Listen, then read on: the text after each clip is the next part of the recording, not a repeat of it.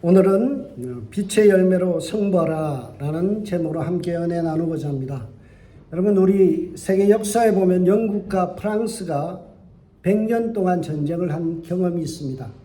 여러분, 우크라이나 전쟁 거의 1년 되어 가는데요. 얼마나 많은 세계가 힘들어졌습니까? 그런데 무려 100년이나 1337년부터 1453년까지 무려 116년 동안을 전쟁을 했어요. 왜 했을까요? 왜 영국과 프랑스가 전쟁을 했을까요? 표면적인 이유는 왕위 계승입니다. 왕에 대한 권력이죠. 이때까지만 해도 프랑스가 영국보다 힘이 셌어요. 그래서 영국은 하나의 속국이었습니다. 그러다 보니까 영국의 왕은 프랑스의 신하이기도 합니다. 한 나라의 왕이 프랑스의 신하처럼 굴어야 되니까 너무 비굴해지는 거예요. 그래서 이참에 한번 반기를 들고 우리가 이겨보자. 그래서 영국이 프랑스와 전쟁을 했던 것이 바로 표면적인 이유입니다. 그것이 116년이나 전쟁을 했어요. 그런데 진짜 이유는 따로 있습니다. 뭔가 하면 영토 전쟁이었어요.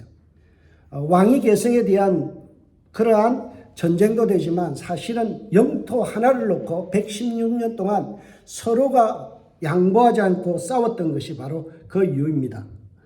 그 지역이 어딘가 하면 프랑스의 보르도라는 지역입니다. 여러분, 프랑스 보르도 하면 생각나는 게 뭐가 있어요? 예, 그렇죠. 포도주. 유명하잖아요. 여러분, 이 포도주가 생산되기 때문에 아주 그것을 탐내하죠. 보르도 샤또라는 세계적인 와인이 있습니다. 100점 만점에 95점 이상을 받는 그런 와인이죠. 그래서 보르도 지역에서 나오는 이 포도주를 잘 관리하기 위해서 양조장과 그리고 포도원을 갖다가 국제 유네스코라는 문화기구에서 그것을 지정해 놨어요. 우리나라 뭐 불국사라든지 또는 경복궁 같은 이런 것들이 세계문화유산으로 되어 있잖아요. 마찬가지로 이런 하나의 포도주가 세계적인 명성을 얻고 있다는 것입니다. 여러분, 지롱드강을 끼고 있는 이 포도 지역, 보르도 지역은요, 아주 포도 농사에 적합합니다. 자갈이 많아서요, 그 뿌리를 받고 내려가는 힘이 대단해요. 그러다 보니까 깊은 곳에서 끌어올려지는 이 물과 양분 때문에 당도가 아주 높기로 유명하죠. 그래서 전 세계에서 이 보르도 지역에 나는 것이 거의 99%가 최상품으로 꼽힙니다. 여러분, 보르도에서 생산되는 포도주 가격이 어느 정도 될까요? 일반적으로 포도주가요, 좀 괜찮다 그러면 C급인데요. 그게 한 70불에서 100불 정도, 한 병에 그 정도 합니다. 우리가 100불짜리 포도주 해도요, 꽤 괜찮은 포도주죠. 근데 보르도 샤또 같은 경우 얼마냐 하면 600불이에요. 한 병에 600불. 그것도 여러분, 그라세 샤또라는 이것은요, 2,000불 합니다. 한 병에 2,000불. 근데 요즘에 기록을 깬 게 있어요. 레베르 파테르라는 이 술은요, 보르도 지역에서 나는데 한 병 가격이 싼 것이 500만 원이에요. 비싼 것이 얼마일까요? 4천만 원입니다. 포도주 한 병이 4천만 원이에요. 그러니까 싸울만 하잖아요. 그러니까 전쟁을 116년 동안 서로가 양보 없이 그 지역을 차지하려고 했죠. 왜 이렇게 비싸게 팔리고 왜 이렇게 116년이나 전쟁을 하면서 그 지역을 차지하려고 했을까요? 포도주의 맛과 향이 탁월하기 때문이죠. 이 지역에서 포도를 생산할 때 요즘은 어떻게 하느냐, 포도송이를 엑스레이로 전부 다 검사를 해요. 그래서 맛이 없겠다 싶은 것은 다 솎아냅니다. 그리고 저장할 때도 3시간마다 당도를 체크해요. 그리고 최상급 파스테르 그 미생물로 가지고 발효를 시킵니다. 그래서 풍미가 아주 탁월하죠. 그러니까 최상품이 4천만 원까지 하는 거예요. 여러분, 명불허전이라는 말이 있죠. 명성과 명예에 누가 되지 않는다. 결코 헛되지 않다라는 거죠. 이름값 한다는 겁니다. 오늘 본문은 우리 성도들이 명불허전, 이름값 해야 된다라고 말씀하고요. 그렇게 명령하죠. 10절을 우리 다 같이 한번 보죠. 10절에 보면 주를 기쁘시게 할 것이 무엇인지 시험하여 보라라고 말씀하잖아요. 여기 시험하여 보라, 자기 자신을 테스트해 보라 그러죠. 시험하다는 말이 도키마조라는 단어를 쓰는데 이 단어의 헬라어의 뜻은요, 함량 미단인지 점검해 보라라는 거예요. 엑스레이를 가지고 투과시켜서 포도 한 알에 그것이 뭔가 맛을 저해하거나 당도가 떨어지거나 최상품이 아닌 것은 다 솎아낸다는 거예요. 이 도키마조라는 단어를 원래 어디서 쓰는가 하면요, 금이나 은을 재련하여서 무게에 달았는데 함량이 미달되면 도키마조, 시험에 탈락됐다는 거예요. 여러분의 신앙이 믿음이 금과 같이 단련하여서 그것이 정말 보르도 지역에 나는 최상품 4천만 원짜리 그러한 극상품의 포도주처럼 여러분의 인생이 하나님 보시기에 금과 은과 같이 함량이 불순물이 있어서는 안 된다는 거죠. 오늘 본문은 주를 기쁘시게 하는 데 있어서 저해되는 방법들, 저해되는 생각들, 대저는 저해되는 생활 습관들을 다 어떻게 하라고요? 잘라내라는 거예요. 불순물을 은에서 금에서 다 추출하여서 제거하듯이 어때요? 그것을 내 스스로가 제거하라는 거예요. 여러분, 오늘 이 말씀 우리가 잘 새겨들어야 합니다. 나는 과연 성도라는 이 명성, 예수 그리스도께서 피로 값주고 사신 이 귀한 직분, 성도라는 이 직분에 과연 명성에 걸맞는 삶을 살아가는가? 거기에 맞는 말과 은행과 생각을 하는가? 스스로 테스트 해봐야 돼요. 여러분, 순간순간 정신줄 놓을 때가 있어요. 목사도 운전하다 보면 이럴 때가 있어요. 왜요? 스스로가 어떤 성질을 제어하지 못하니까요. 내 속에 있는 불순물이에요, 그게. 그것을 어떻게 해야 된다고요? 걸러내야죠. 잘라내야죠. 컷오프 시켜야 돼요. 추방시켜야 됩니다. 여러분들 가정에서 교회에서 하는 말들 속에서 덕스럽지 못한 말들은 입 밖에도 안 내야 돼요. 내가 이 말을 함으로써 인해서 교회에 덕이 될지, 누군가 상처를 입는다, 누구의 마음에 어떤 허트를 준다 그러면 절대 입을 열어서는 안 돼요. 그게 뭐예요? 불순물이라고요. 그게 끼어들기 때문에 우리가 극상품 포도주처럼 안 되는 거예요. 명불허전, 정말 그리스도인의 삶에 아름다움이 저해되는 거죠. 하나님의 영광이 가려지는 거예요. 요한복음 우리가 15장에 보면 예수님께서 뭐라고 말씀하셨어요? 무릇 과실을 맺게 하는 가지는 더 과실을 맺게 하려 이를 깨끗게 하느니라. 이 깨끗하게 하다라는 말은요, 어떤 뜻인가 하면 cut off, 전지작업 하죠. 이렇게 가수원에 가보면요, 전지작업을 많이 합니다. 필요 없는 것들, 또 나쁜 상품성이 나쁜 배들, 사과들 다 따버려요. 그리고 이것이 나무가 잎만 무성하면 어때요? 다 가지치기예요. 이게 깨끗게 한다는 거예요. 좋은 과실을 맺게 하기 위해서 우리 삶에 하나님의 말씀이 성장하고 그 말씀이 드러날 수 있도록, 열매 맺을 수 있도록 우리 삶의 불순물들을 잘라내야 돼요. 근데 우리는 그냥 방치한단 말이에요. 방치하니까 어때요? 열매가 튼실하지 못하는 거예요. 열매가 탐스럽지 못하는 거죠.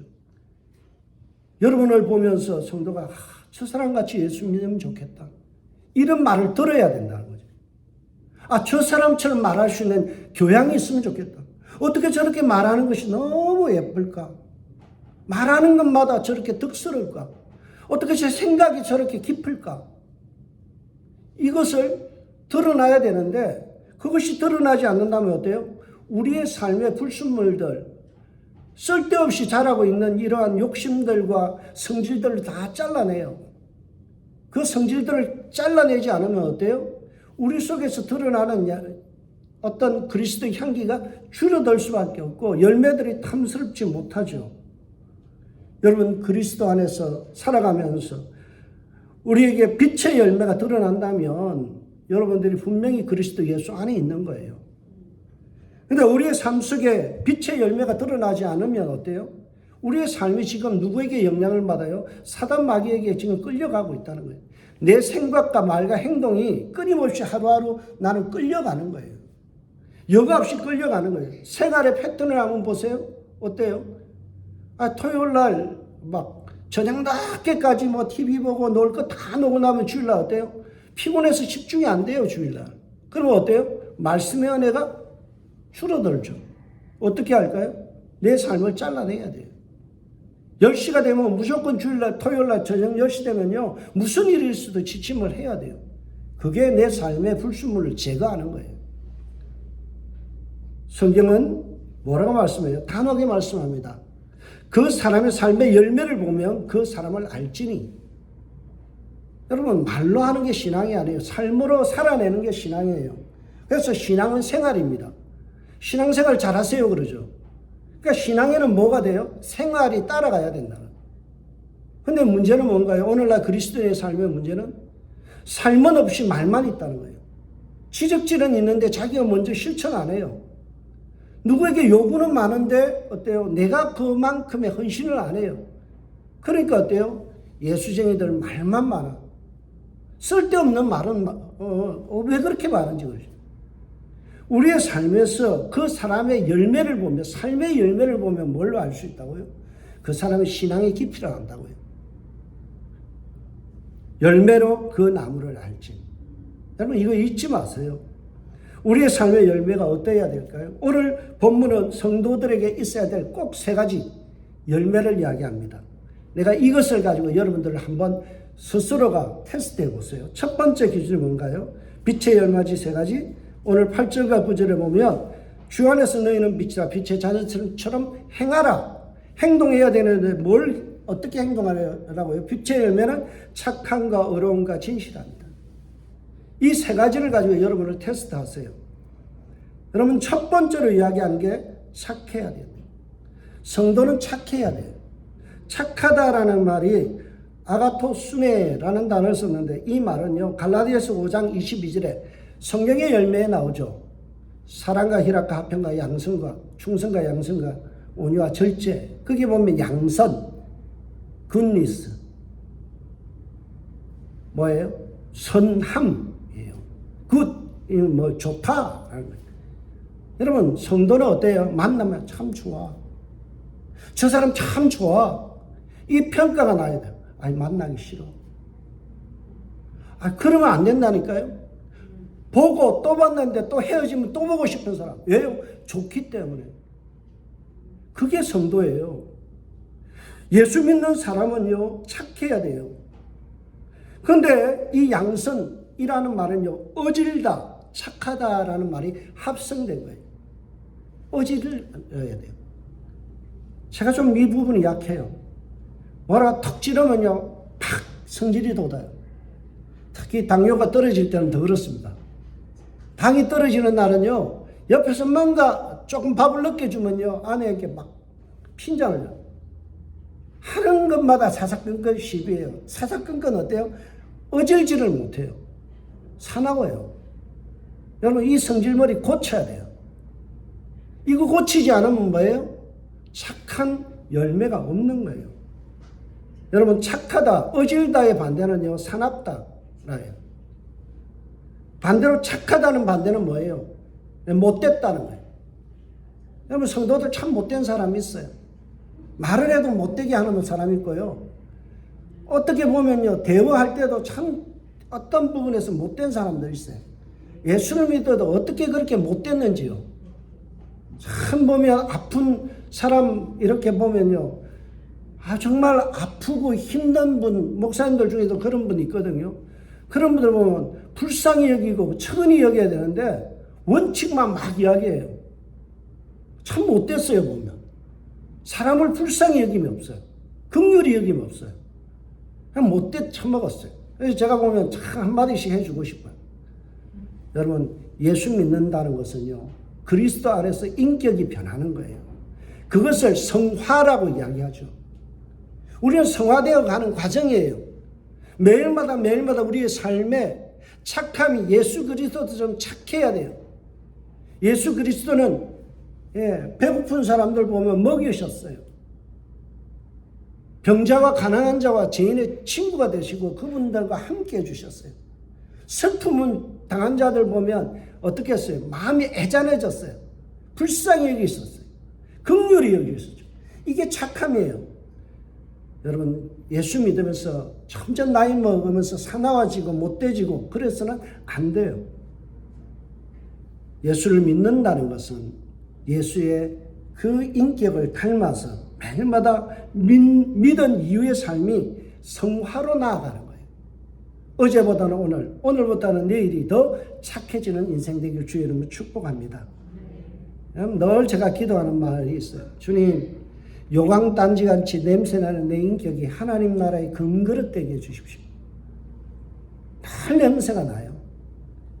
여러분, 말씀으로 붙들지 않으면요, 말씀으로 나를 깨끗게 하지 않으면 매일마다 목사도 속에서 요강단지같이 냄새가 난다고요.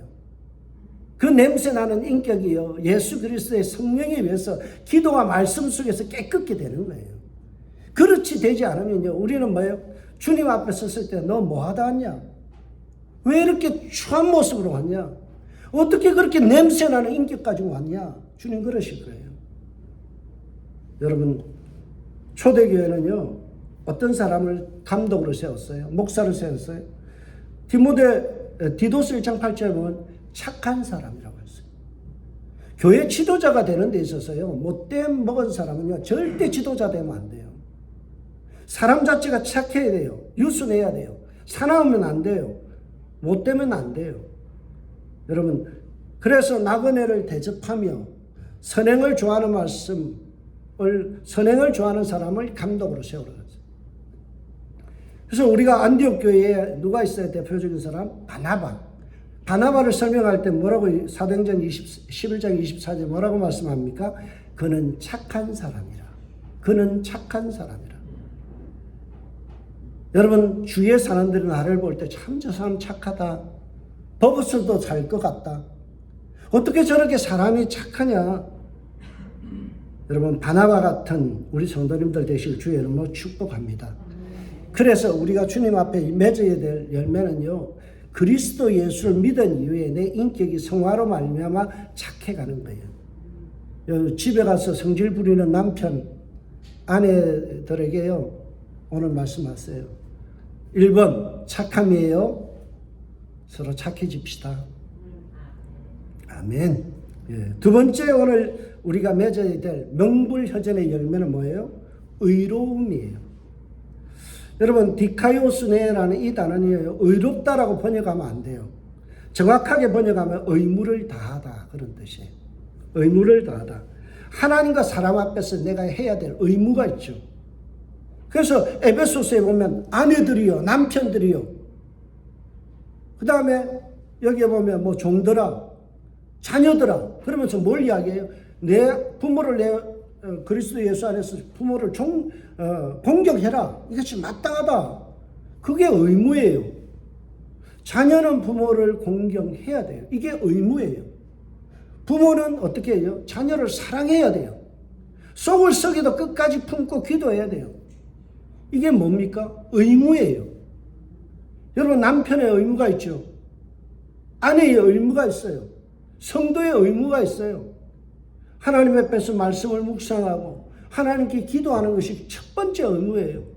내가 하나님의 영광을 위하여 매일마다 몸부림치고 살아가는 그게 삶의 예배예요. 그게 의무예요. 우리가 예물을 드리는 것, 헌금 드리는 것이 의무로 생각해서는 안 돼요. 우리의 삶의 일순간 한순간이 주님 보시기 아름다워지도록, 삶의 열매가 풍성해지도록 내 삶에 끊어내야 될 부분들을 끊어내는 것, 추방시켜야 될 것, 악독과 계율과 이런 것들을 추방해야 돼요. 이게 뭐예요? 의무. 이게 의로움이라는 거죠. 여러분, 지금까지 혹시 남편과 아내들에게 의무를 다하지 않은 부분도 있으면 여러분 의무 다하세요. 예. 요즘은 삼식이들이 그렇게 구박받는데요. 예. 밥 3끼 달라 그러면요, 난리 난대요. 요즘 80 넘은 남자들은요, 아침에 눈 뜨기가 무섭대요. 숨 쉬는 것 때문에 그냥 구박받는다고 해요. 의무를 다하는 게 아니죠. 아내는 어떻게 돼요? 예. 끝까지 사랑하고 존중해야죠. 아내를 귀히 여겨야죠. 우리가 이런 의무들이 약화되는 거예요. 세상은 어떻게 이기적이에요. 너무나 이기적이에요. 그래서 남편들이요, 이사 갈 때 어떻게 하라고요? 강아지부터 안고 차에 딱 타라는 거예요. 예? 순번이 강아지 뒤로 밀려나 있거든요.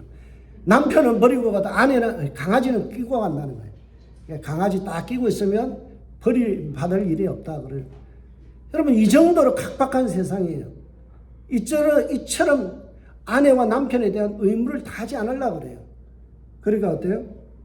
그리스도인들은 그것을 다르게 살아야죠. 의무를 다하는 저와 여러분들 되시길 주님으로 축복합니다. 마지막으로 맺어야 열매, 빛의 열매가 뭔가요? 진실함이라는. 진실함이라는 알레테이아라는 이 말은요, 허위와 윗선 것이 없다라는 거예요. 도덕적으로 진실하다는 거예요.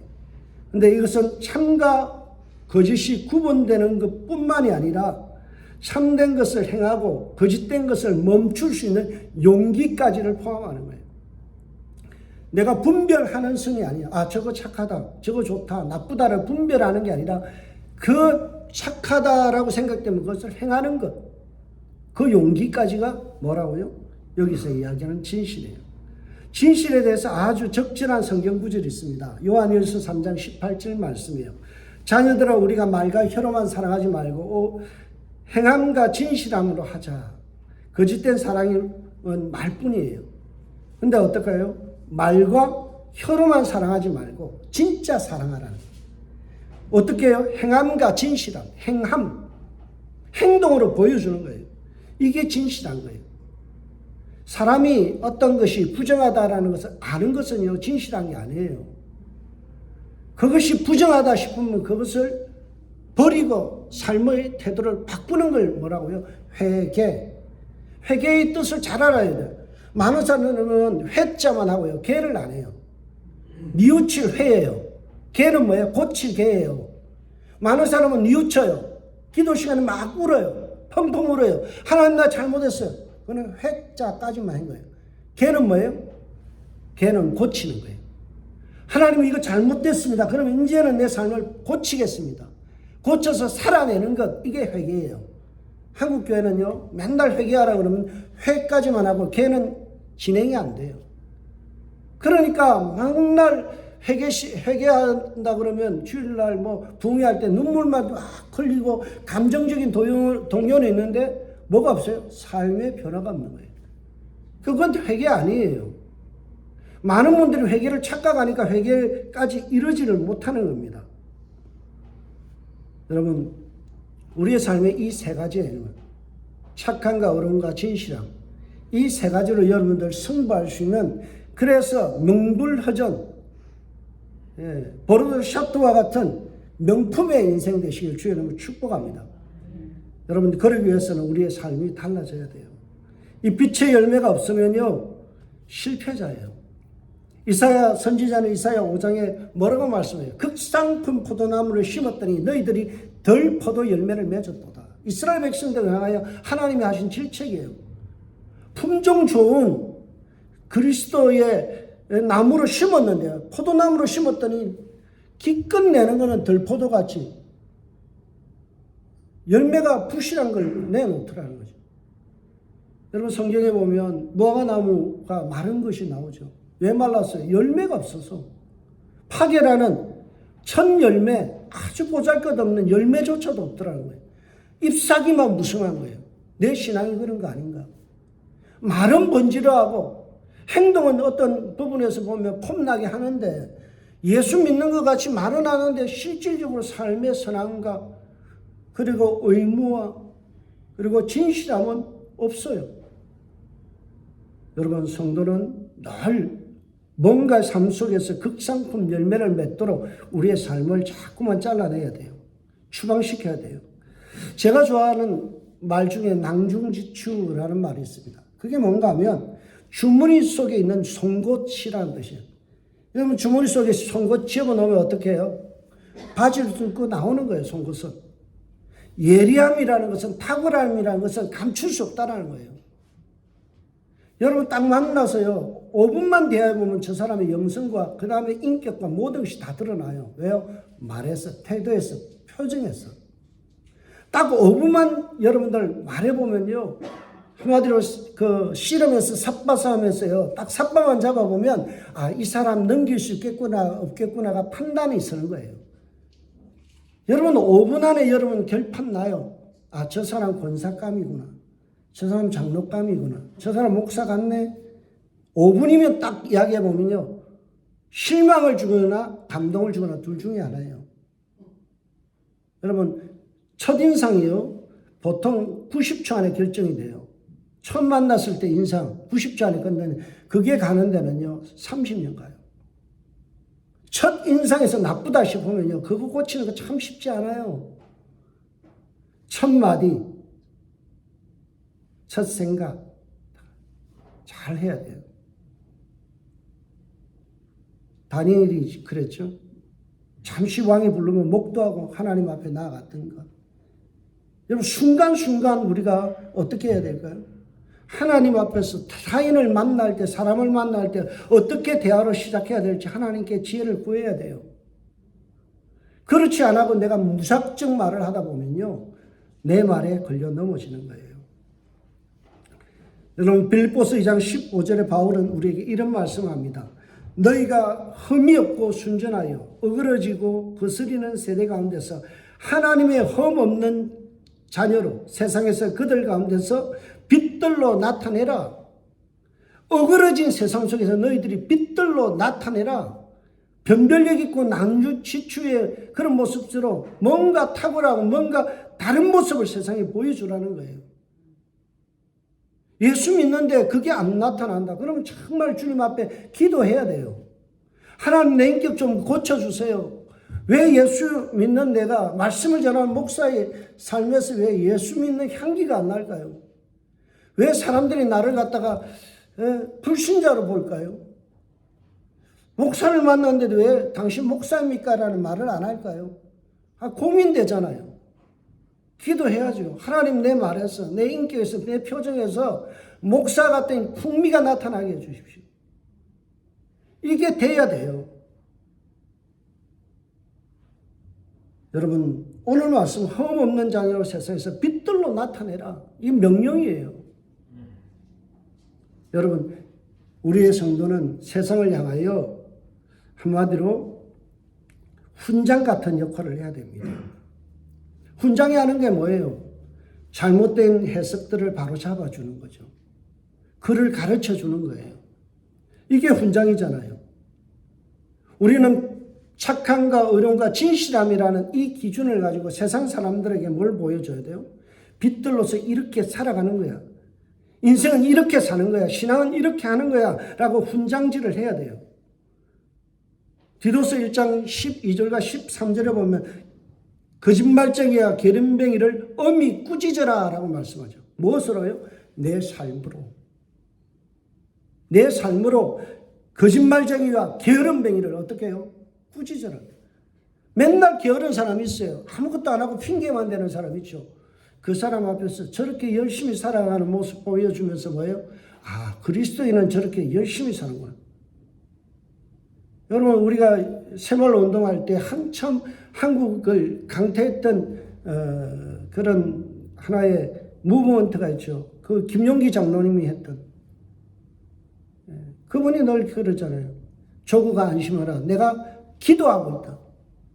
그분이 새벽마다 기도하거든요. 그리고 어떻게 했어요? 그리스도인으로서 근금절약 아껴 쓰는 운동하고요. 그런 것들을 세상에 보여준 거예요. 그래서 보면은 김용기 장로님의 그 가난 농군학교에요. 믿지 않는 사람들도 다 입소를 시켜서 훈련을 받게 했어요. 그 김용기 장로님이 목사 10명보다 나아요. 100명보다 나아요. 그러면 한국 사회의 정신을 개조하는 일에 꾸짖는 훈장의 역할을 했다고요. 오늘날 그런 훈장이 없다는 거예요. 예수 믿으면서도 뭔가 표준이 되고 기준이 될 수 있는 그런 신앙인이 없다는 게 오늘날 애석한 거예요. 오늘 보면 11절을 보세요. 너희는 열매 없는 이 어둠에 참여하지 말고 도리어 책망하라. 뭐 하라고요? 책망하라. 열매 없는 어둠에 살아가는 사람들을 향하여 우리의 삶이 책망할 수 있는 훈장이 되어야 된다는 거죠. 여러분 13절을 보시거나 그러나 책망받는 모든 것이 빛들로 말미암아 나타나니 드러나는 것이 드러나는 금마다 빛이니라. 이거 좀 어려운 번역인데요. 좀 쉽게 번역하면 어떻게 되냐면 책망받는 은밀한 죄악들이 빛에 의해 폭로되어진다. 드러난다. 정체가 드러난다. 이 뜻이에요. 우리가 딱 들어가면요. 말이 바뀌어져야 돼요. 여러분 시선 끌려가 막 음담 패스라는 사람들끼리 모여서 자기들끼리 막 이야기하다가도요. 내가 딱 들어가면요. 대화의 주제가 바뀌어져야 돼요. 이게 뭐라고요? 빛의 자녀로서 세상을 책망하는 거예요. 내가 끼었는데 여전히 똑같이 음담 패스라고 앉아있으면 어때요? 그 세상에 끌려가는 거죠. 우리의 삶이 세상에 나아갔을 때 그 사람들에게 어때요? 하나의 빛으로서 기준이 되어져야 되죠.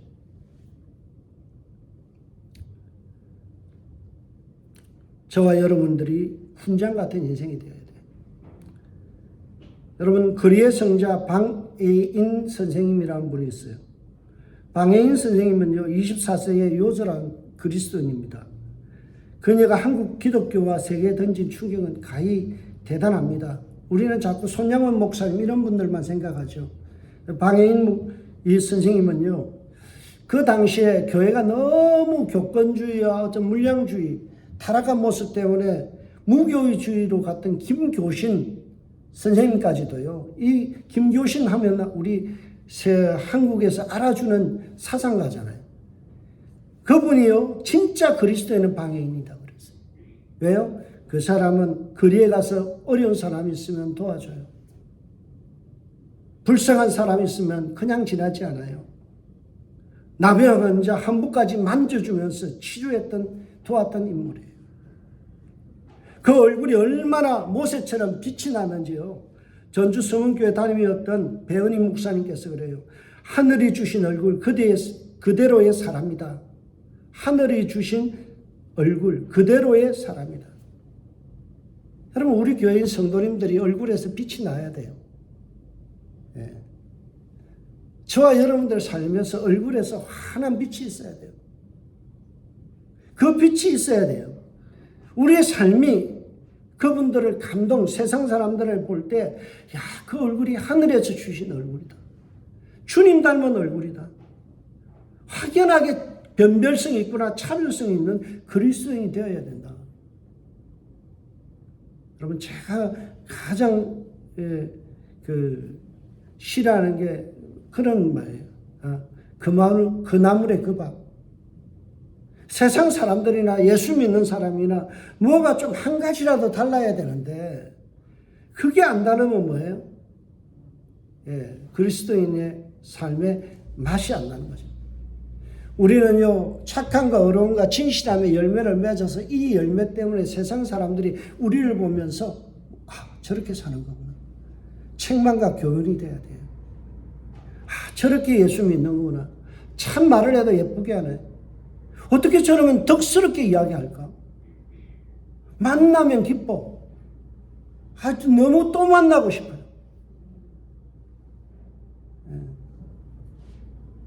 저 우리 집사람하고 이야기한 부분이 있어요.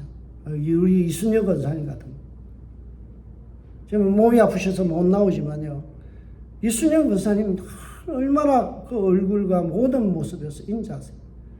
보면 안아주고요. 성도들 하나하나 안아줬던 그것이 늘 그리워요.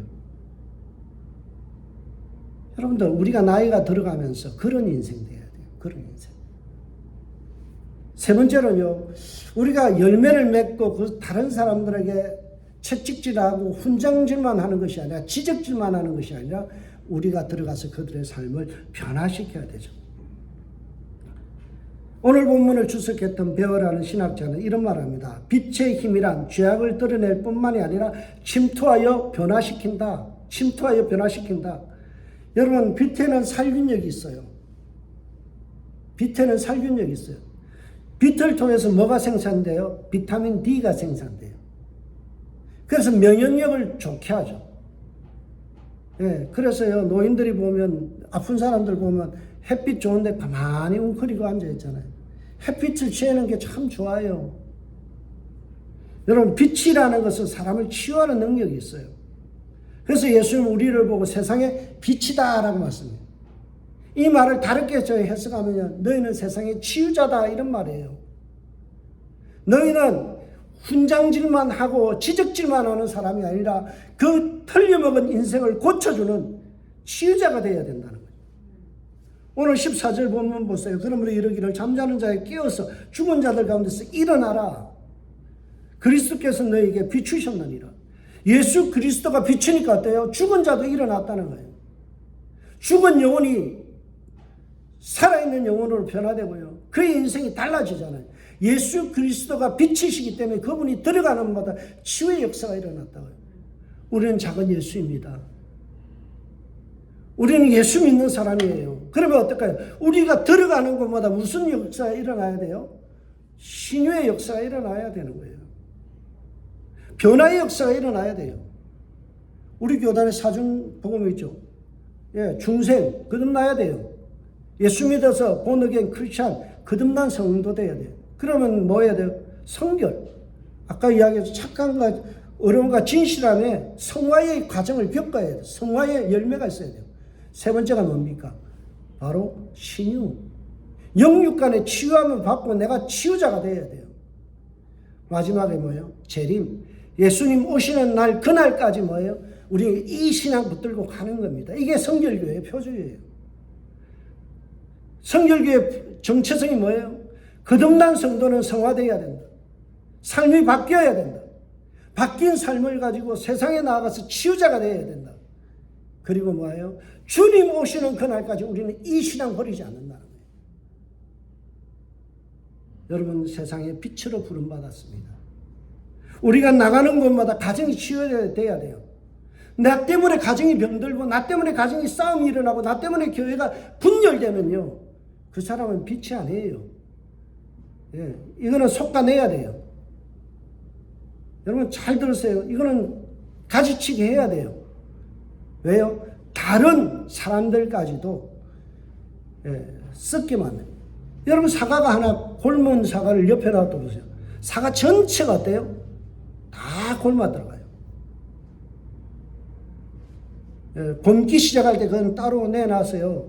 반 잘랐어요. 먹을 수 있는 부분만 남기고 나머지는요, 딱 분리를 해야 돼요.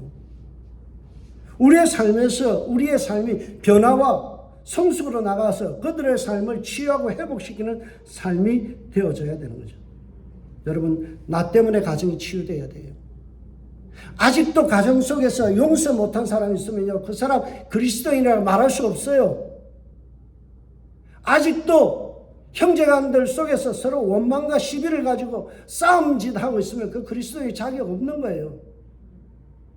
제가 늘 하는 말이 있잖아요. 목사가 돈이 없지 가오가 없나.